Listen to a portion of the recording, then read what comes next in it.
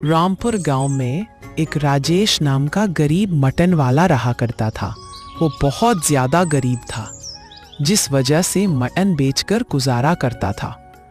पर उसका मटन ज्यादा बिक नहीं पाता था, जिस वजह से वो बहुत ज्यादा दुखी रहता था। एक दिन की बात है, जब वो मटन बेचकर आया तो उसकी पत्नी कविता ने उससे कहा, अजी मैं आपका कब से इंतजार कर रही थी, आप इतनी देर से क्यों आए? अरे भाग्यवान, क्या बताऊं, आजकल मटन बिकता ही नहीं है, इसीलिए देर रात तक बेचना पड़ता है उसे। फिर भी थोड़ा रह ही जाता है। तुमने खाना बना लिया? हाँ, बना लिया है। मटन की ही सब्जी बना दी, क्योंकि घर में कल का मटन रखा हुआ था और आप आज फिर ले आए। तो बताओ मैं क्या करूं? आप कोई दूसरा काम क्यों नहीं देख लेते हैं? इस तरह तो हमें कुछ नहीं बचेगा। पर मुझे दूसरा काम देगा कौन? मना तसाई को दूसरा कोई काम शोभा देता है। यह बात भी आपकी सही है, पर आप कोई ऐसा तरीका निकालिए ना जिससे हमारा मटन अच्छा बिकने लगे। इसके बाद वो लोग खाना खाते हैं और सो जाते हैं। अगली सुबह राजेश फिर से अपनी दुकान पर जाता है और मटन बेचने लगता है। तभी उसकी दुकान पर पड़ोस के गांव से संदीप आता है। संदीप राजेश से कहता है, अरे भैया, मटन कैसे दे रहे हो?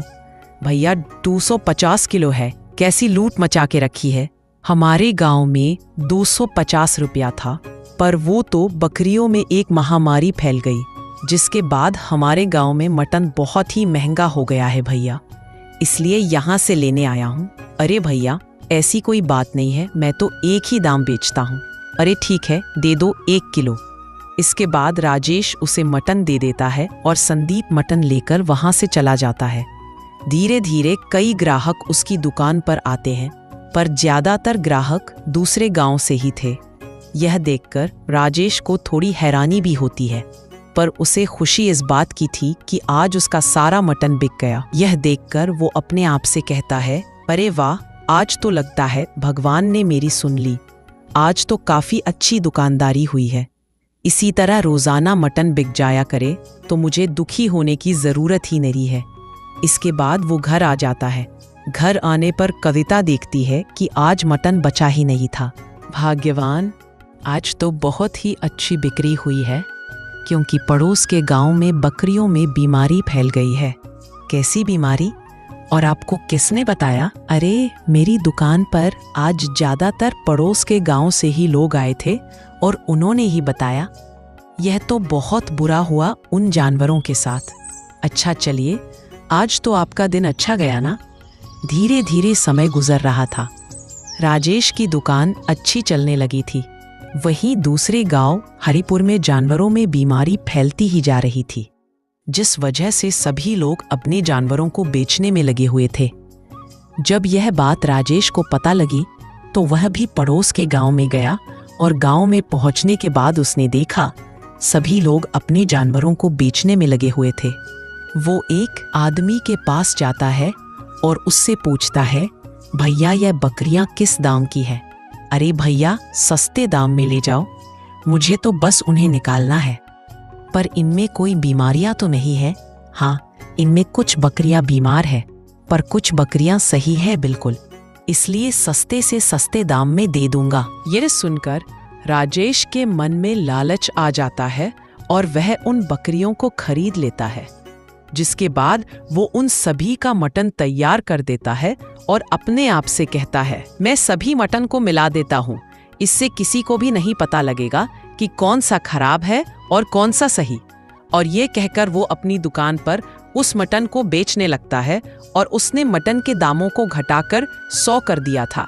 जब लोग 100 रुपए किलो मटन के दाम देखते हैं तो सभी उसकी दुकान पर पहुंच जाते हैं, जिससे उसकी दुकान पर बहुत ज्यादा भीड़ लग जाती है। अरे भैया, मुझे 1 किलो मटन तो देना। अरे नहीं नहीं, पहले मुझे दे दो। ऐसे कैसे? पहले मैं आया था तो पहले मैं ही लूंगा। अरे भैया, दे रहा हूँ, आप लोग आपस में लड़ाई मत करो। और ये कहकर राजेश सभी को मटन देता है। कुछ ही देर में उसका सारा मटन बिक जाता है। यह देखकर वो बहुत खुश होता है। अरे वाह, आज तो मेरी बिक्री बहुत ही अच्छी हो गई। अगर रोजाना ऐसी ही बिक्री होने लगे तो मैं तो बहुत ही जल्दी मालामाल हो जाऊंगा। और ये सोचकर रोजाना वो उसी गांव से मटन लाने लगा।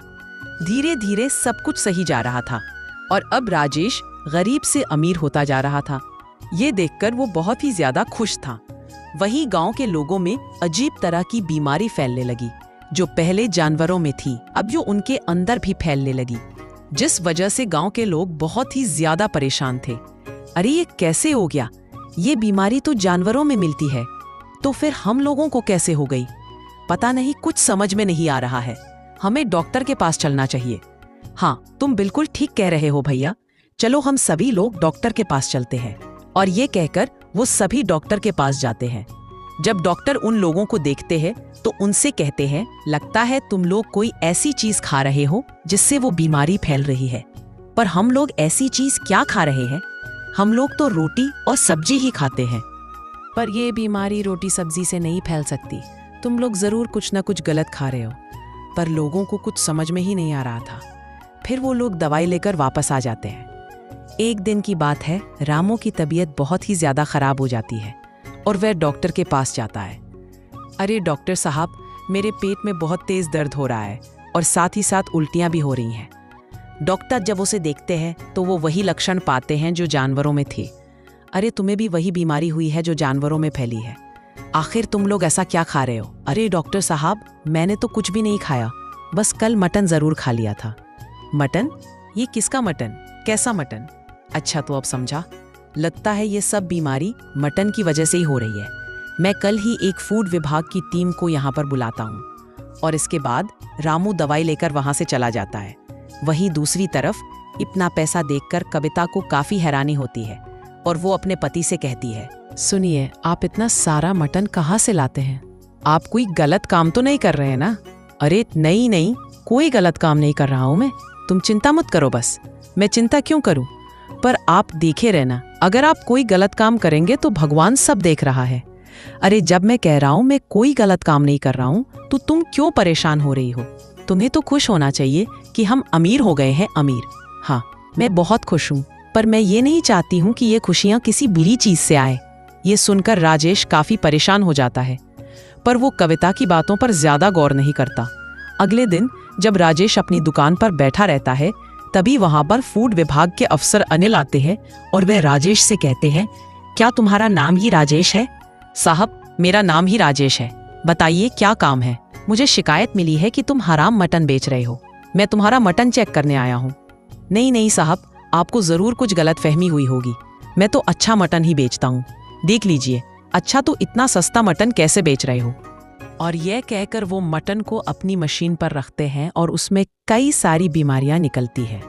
यह देखकर अनिल को काफी ज्यादा गुस्सा आता है और वो उससे कहता है, इसका मतलब ये सब तुम ही कर रहे हो। ये मटन तुम कहाँ से लाते हो?